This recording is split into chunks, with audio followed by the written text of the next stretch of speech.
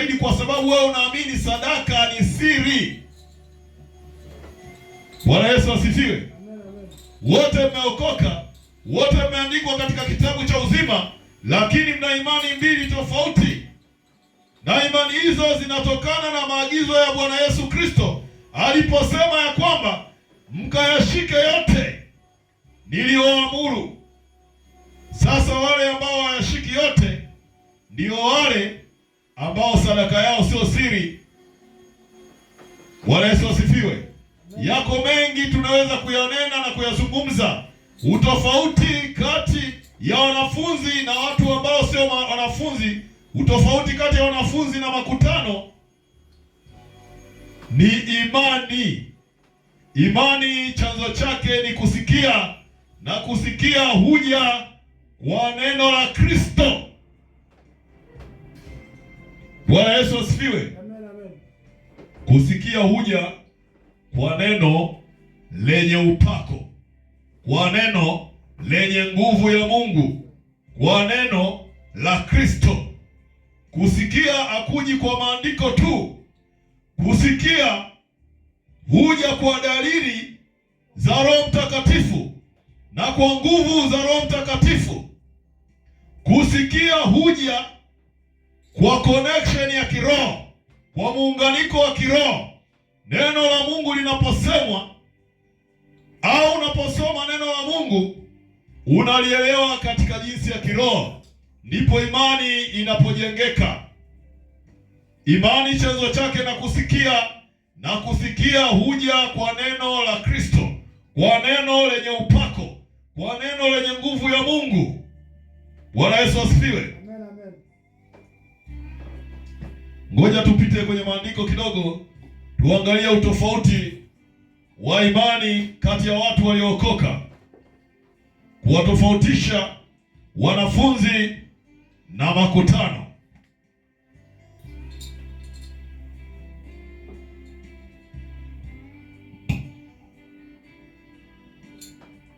Twende kwenye kitabu cha Mathayo sura ya 9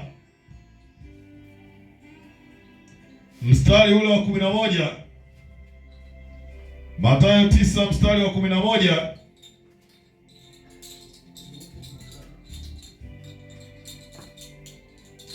Nasoma kwa jina la Bwana Yesu Kristo. Mafarisayo walipoona waliwaambia wanafunzi wake, mbona mwalimu wenu anakula pamoja na watoza ushuru na wenye dhambi? Naye aliposikia aliwaambia, wenye afya hawahitaji tabibu, bali walio hawawezi. Lakini nendeni mkajifunze maana yake maneno haya, nataka rehema wala si sadaka, kwa maana sikuja kuwaita wenye haki, bali wenye dhambi. Bwana Yesu asifiwe. Bwana Yesu hapa alikuwa ameketi pamoja na watoza ushuru, alikuwa ameketi pamoja na makahaba, pamoja na wenye dhambi. Bwana Yesu alipoketi nao, Mafarisayo walipotazama wakasema, haya ni mafundisho ya aina gani? Kwa nini huyu Bwana Yesu, huyu Yesu anaketi na wenye dhambi? Kwa nini anakaa nao? Bwana Yesu asifiwe. Kwa sababu katika sheria, ili mtu aweze kupata baraka za Mungu, ni lazima ajitenge na wenye dhambi. Ukiwa Mkristo, ni marufuku kukaa na mwenye dhambi. Bwana Yesu asifiwe. Sasa unapotaka kukaa na mwenye dhambi, kuwe na sababu ya kiroho inayokufanya wewe uweze kukaa na mwenye dhambi, ili uweze kupata baraka za Mungu.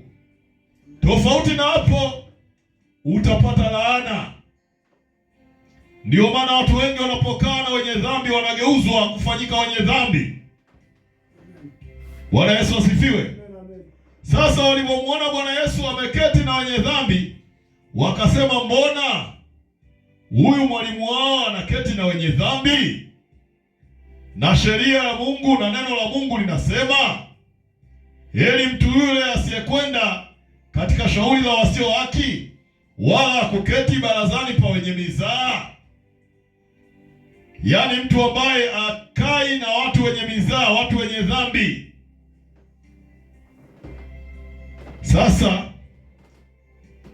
wale Mafarisayo, lile jambo liliwasumbua kwa sababu walimsikia Bwana Yesu akifundisha, waliona miujiza akitenda, wakaona huyu ni mtu wa Mungu, ijapokuwa sisi tunampinga.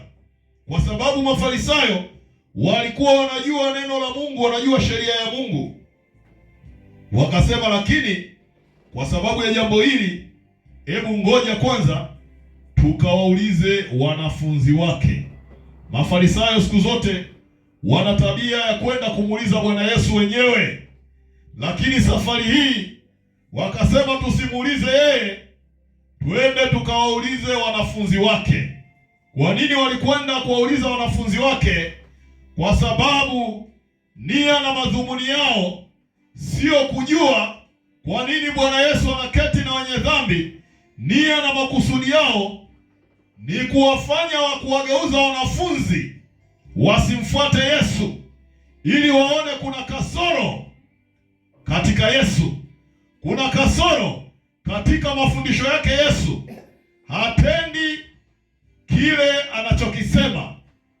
Kwa hiyo wakawafuata wanafunzi ili waweze kuwakosesha wanafunzi, ujaribu imani yao, kuwapunguza ule moto wao wasimfuate Yesu, wamuone Yesu kama ana mapungufu, waone kama kweli ya Yesu ina mapungufu.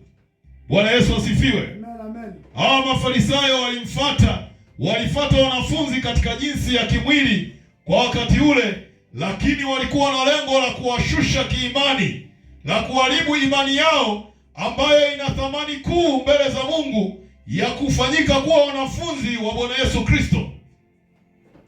Mafarisayo hawa sasa hivi wanaweza wasije katika jinsi ya mwili, wanaweza wakaja katika jinsi ya roho. Yapo mawazo ambayo anaweza kayaleta ibilisi kwako. Wewe ni mwanafunzi wa Yesu, akakwambia, wewe bwana, kweli ya Mungu, kama hiyo kweli ya Mungu, mbona watu hawajai kanisani? Kama hiyo kweli ya Mungu, mbona wewe ubarikiwi, una matatizo mengi? Mbona unaumwa uponi? Kama ile pale inahubiriwa ni kweli ya Mungu, ile ndio kweli ya Mungu, mbona wewe ufanikiwi? Haleluya. Mbona watu hawajai kanisani? Haleluya. Mbona mchungaji wako hajulikani? Kama ile ni kweli inahubiriwa pale. Bwana Yesu asifiwe. Kutakuwa na dhambi fulani hapa, kutakuwa na kosa fulani. Mbona hamna maendeleo? Kutakuwa na dhambi fulani. Bwana Yesu asifiwe. Kujaribiwa kwa imani yako yenye thamani kuu. Kwa nini inajaribiwa? Kwa kuwa imani ya kweli ina thamani kuu. Ukifanyika mwanafunzi wa Yesu, unapoyashika yote, imani yako inakuwa na thamani kuu. Bwana Yesu asifiwe. Kwa hiyo wakaenda wakawauliza wanafunzi wake, Bwana, mbona mwalimu wenu anaketi na watoza ushuru pale? Mbona anaketi na makahaba? Mbona anaketi na wenye dhambi? Bwana Yesu akawasikia. Kwa kuwa Bwana Yesu anasikia, uwe karibu au mbali, uwe gizani au nuruni, Bwana Yesu anasikia. Bwana Yesu alivyosikia akawaambia, wenye afya hawahitaji tabibu, bali ila wale ambao hawawezi. Yaani mwenye afya hamhitaji daktari, hahitaji tiba, bali mgonjwa ndio anayehitaji tiba. Mgonjwa ndio anamhitaji daktari.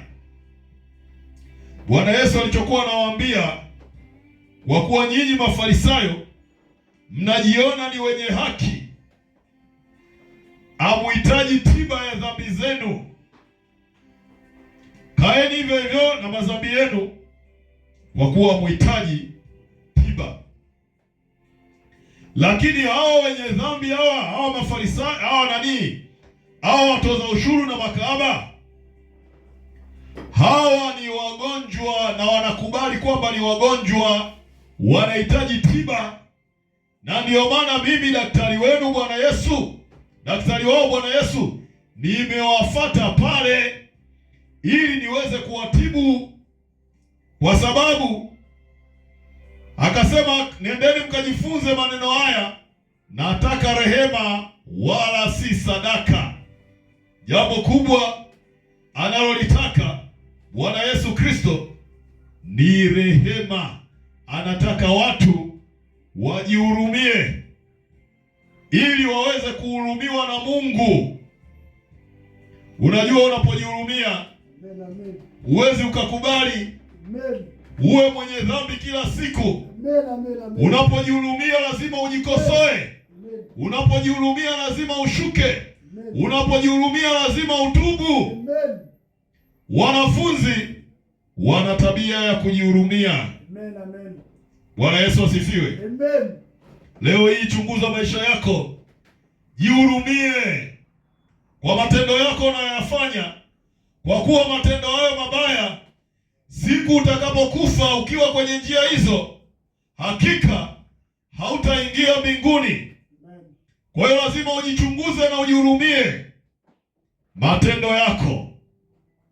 Je, unamthamini Bwana Yesu zaidi kwenye maisha yako, au unathamini biashara yako? Unathamini pesa? Wapo wengine hapa tuko kwenye ibada nao kwa sababu wamekwenda kutafuta pesa. Bwana Yesu asifiwe. Kuna watu wako kwenye ibada hapa kwa ajili ya pesa. Wanapenda pesa kuliko Mungu. Kama neno linavyosema, nyakati za mwisho watu watakuwa wenye kupenda pesa kuliko Mungu, wenye kujipenda wenyewe. Maneno hayo yaliposemwa, watu wamefanyika hivyo kweli mpaka sasa. Kuna watu wapo kwenye ibada hapa kwa sababu wanapenda pesa kuliko Mungu. Wanaona muda wa kuwa na Mungu dakika 30 au saa moja. Hapana, bora nikatafute hela. Bwana Yesu asifiwe. Ni makutano. Bwana Yesu asifiwe. Sasa Bwana Yesu amesema, nimekuja kwa wenye dhambi, sijaja kwa ajili ya wenye haki, bali wenye dhambi. Watu ambao wanaweza kujihurumia. Wewe Mkristo, anza kujihurumia kuanzia leo hii. Ninatoa wito kwako kuwa Mkristo unayejihurumia. Anza kujikosoa. Tambua dhambi zako, tambua makosa yako. Usipende kukaa na kunyooshea kidole wengine. Usipende kukaa ukasema kwamba mimi kanisani kwenyewe hivi, ngoja mimi nitafute hela tu. Mimi mke wangu hivi, ngoja nitafute hela tu. Mimi mume wangu hivi, mimi dada yangu hivi, mimi kaka yangu hivi. Jihurumie. Siku ukifa utakwenda motoni peke yako. Bwana Yesu asifiwe. Kama mume wako ameamua kwenda motoni, wewe hebu geuka. Kama mke wako kaamua kwenda motoni, Wewe hebu geuka, jihurumia mwenyewe nafsi yako. Bwana Yesu asifiwe.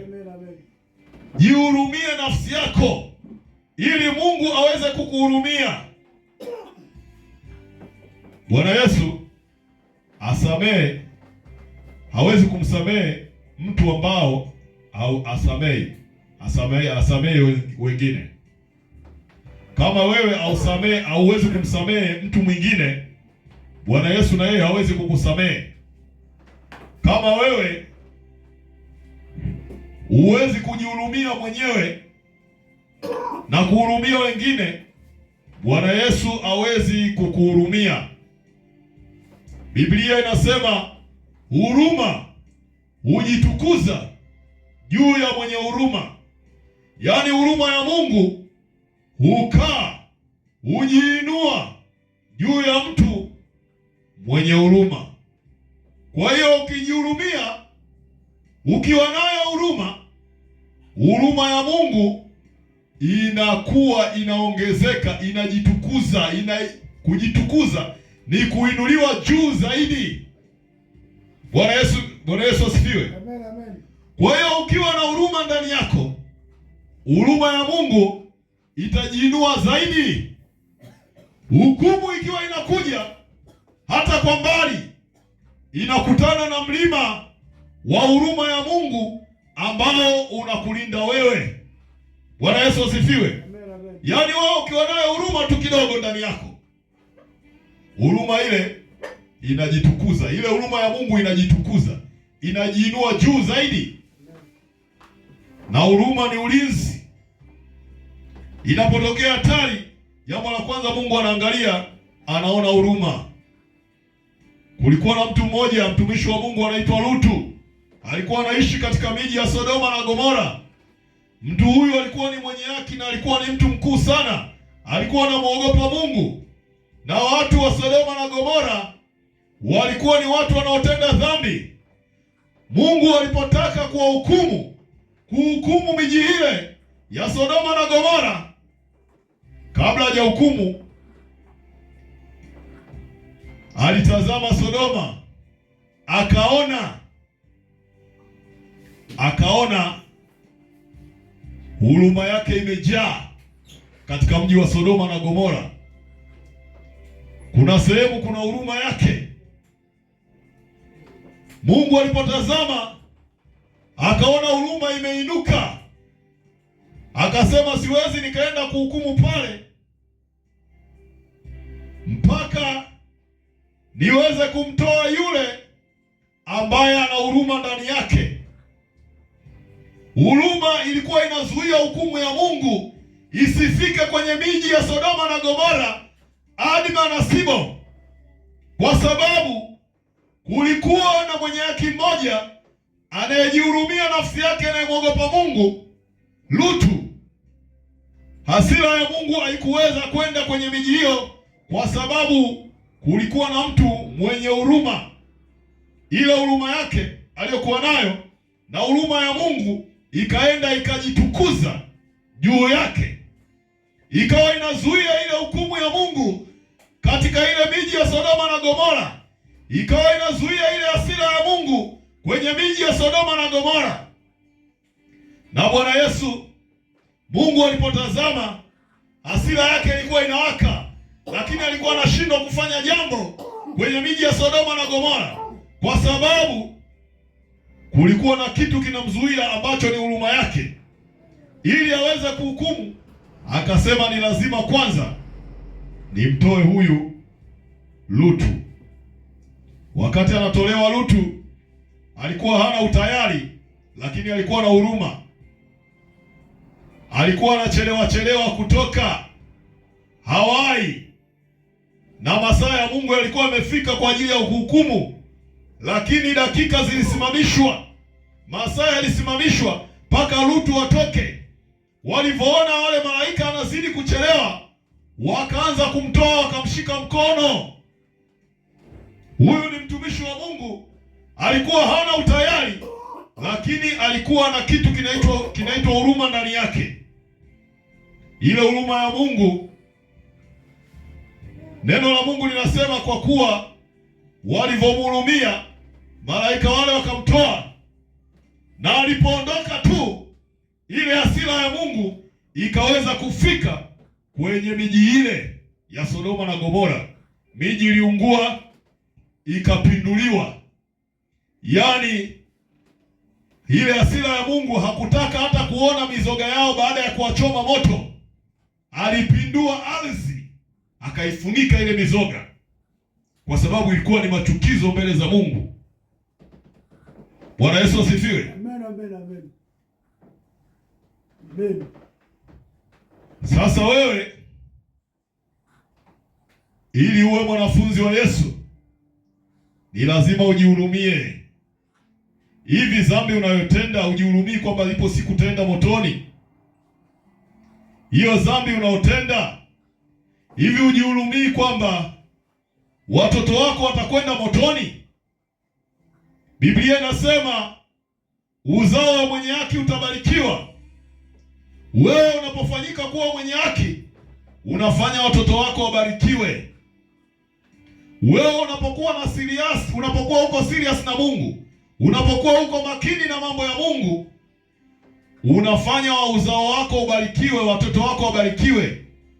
Sasa wewe unavyoishi tu, haujali, haumtumikii Mungu, unaishiishi tu Mkristo, hautii anayofundishwa, unafanya hukumu ya Mungu ije juu ya watoto wako, kwa sababu wewe mwenyewe haujihurumii. Mungu hawezi akakuhurumia wewe, wala hawezi akahurumia watoto wako, kwa sababu wewe mwenyewe haujihurumii. Hivi haujihurumii kuwa Mkristo, unaishi siku nzima usomi neno la Mungu, unapitisha siku nzima haumuombi Mungu, unapitisha siku nzima haujamshuhudia mtu habari za Yesu. Inapita siku nzima au wiki nzima haujamwambia hata mtu mmoja, bwana karibu pale kuna kanisa.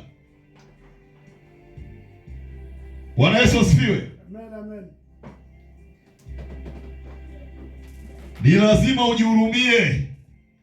Kuwa mwanafunzi wa Yesu ni kujihurumia.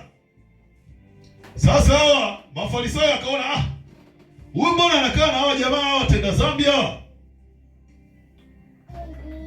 Bwana Yesu akawaambia, nataka rehema wala si sadaka. Nataka huruma. Rehema ni huruma. Nataka huruma wala si sadaka. Nataka toba wala si sadaka. Huruma ni toba, rehema ni toba. Kuacha maovu, kuwa na nia ya kuacha maovu ndiyo toba. Bwana Yesu asifiwe. Mafarisayo wao walikuwa hawana huruma, na ndio maana Bwana Yesu hajaenda kwao. Lakini Bwana Yesu alienda kwa watoza ushuru na makahaba, kwa kuwa walikuwa wamejitathmini, wamejiona wao ni wenye dhambi, wanajijua wao ni wenye dhambi, wanajijua wao ni wenye makosa, na wamekubali kwamba mimi nina makosa, ninahitaji msaada wa Mungu kwenye maisha yangu ili niweze kutoka kwenye dhambi hizi ambazo ninazozitenda. Bwana Yesu alivyoona rehema akaenda. Wao Mafarisayo wako bize na misadaka. Siku ikifika ya kwenda mahekaluni, wamebeba sadaka zao, wanaenda wanatoa sadaka zao. Wakasema hapa Bwana Yesu kwenye sadaka hapa ndio tunamkamata hapa. Wakafikiria Bwana Yesu ni mchungaji kama wachungaji wengine wa siku hizi. Wao wanachoangalia sio kuwafanya mataifa kuwa wanafunzi, wanaangalia kuwafanya mataifa kuwa makutano ili wawafanye biashara, walete sadaka. Unakuta mtu ni mzinzi, unakuta mtu ni mwizi, na mtumishi anajua kabisa huyu kondo wake ni mwizi. Anashindwa kumwambia kwamba wewe hela zako hizi za wizi usitoe sadaka. Yeye anachotaka mwache tu atoe ili mradi hela ziwe nyingi, ili ninunue gari kubwa kubwa. niwe mchungaji wa kisasa, kwa sababu siku hizi mchungaji, kama una gari unaonekana kama wewe sio mbarikiwa. Bwana Yesu asifiwe. Mchungaji una mavazi mazuri, unaonekana kama wewe sio mbarikiwa. Hata wachungaji wenyewe wanakwambia, ngoja ninunue ile gari kubwa kubwa ili watu wakiona wanione ni kumbe wewe unataka watu wakuone. Wakuona umebarikiwa. Mbinguni paka zingine unaibaiba ili mradi tu ufiche mambo uonekane umebarikiwa kwa wanadamu. Bwana Yesu asifiwe. Amen. Amen. Nataka rehema wala si sadaka. Nataka huruma wala si sadaka. Kuwa mwanafunzi wa Yesu ni lazima ujihurumie. Jihurumie Mkristo. Jihurumie mwanafunzi wa Yesu. Kubali kushuka, kubali kufundishwa. Jihurumie. Agizo la Bwana Yesu ni kwenda kuwafanya mataifa kuwa wanafunzi. Usikae kimya mahali pako unapofanya kazi. Usikae kimya mahali pako unapofanya biashara. Usikae kimya unapokuwa safarini. Uliokuwa karibu naye, hebu mwambie habari za Yesu. Bwana Yesu asifiwe. Amen. Usipende kuficha Ukristo wako. Bwana Yesu asifiwe.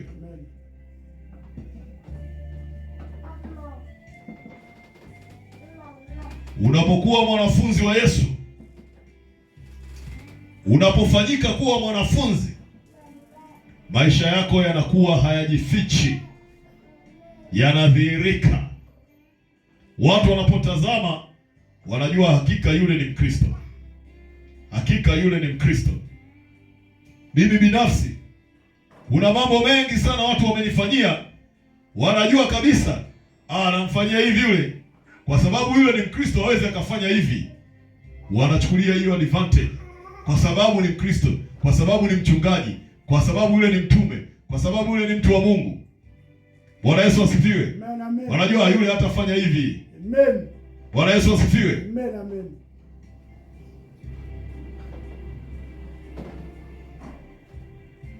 Bwana Yesu asifiwe. Amen. Unapofanyika kuwa mwanafunzi, kuna vitu uwezi ukavificha. Vinakuwa vinaonekana, watu wanaviona, wanavijua. Bwana Yesu asifiwe. Amen. Nakumbuka kuna kipindi fulani nilikuwa nasafiri kutoka Dar es Salaam kwenda Zanzibar. Baada ya kushuka kwenye boti, nikawa nimepanda daladala zinazokwenda Kiembe Samaki. Nilikuwa nakwenda kuihubiri Injili huko kwa dada yangu, kwa sababu yeye nilikuwa najua kabisa hajawahi kuzisikia habari za Yesu, ijapokuwa akasikia lakini hajazielewa vizuri labda. Nikasema ni lazima niende nikashuhudie habari za wokovu wangu, nikashuhudie habari za huyu Yesu huko Zanzibar kwa dada yangu. Nilipopanda kwenye daladala, kwenye lile daladala nilikuwa nimekaa nyuma. Nilipokaa nyuma, vitu vikaanza kuchemka ndani yangu. Nikajikuta nimesema haleluya kubwa. Haleluya! Wale watu waliokuwa wamepanda kwenye daladala na majini yao, sababu kule kuna majini sana, watu waligeuka kwa mshangao mkubwa wakitazama huyu ni nani. Bwana Yesu asifiwe. Amen. Walivyomaliza kugeuka, vitu ndani yangu vikazidi kuchemka. Nikajikuta nimesema nyingine. Haleluya! Wale watu wakageuka tena. Jambo hilo lilifanyika kama mara 7. Na nilikuwa nawatazama machoni. Bwana Yesu asifiwe. Amen. Unapokuwa mwanafunzi, kuna mambo huwezi ukayaficha. Hebu kuwa huru, jidhihirishe tu. Jidhihirishe kwa watu kwamba wewe ni Mkristo, usifiche. Waambie watu habari za wokovu. Waambie watu habari za mafundisho ya kweli. Kuna kweli unaweza unaijua wewe ambayo hata wengine ni watumishi wakubwa hawajui. Au kama wanaijua hawaitendi. Kwa hiyo jitahidi kuwa Mkristo unayejihurumia. Ukijihurumia hautaficha Ukristo wako kwa watu. Kwa sababu ukiuficha, Bwana Yesu atakukana siku utakapokufa au atakaporudi. Atasema mimi wewe sikujui. Mimi nilikuwa nimeokoka, jina langu limeandikwa kwenye kitabu cha uzima. Nilitoa pepo, sijui niliponya wagonjwa, nilifanya miujiza mingi kwa jina lako Bwana Yesu. Wale watu watakaosema hivyo, wengine ni watu waliookoka, wengine waliokuwa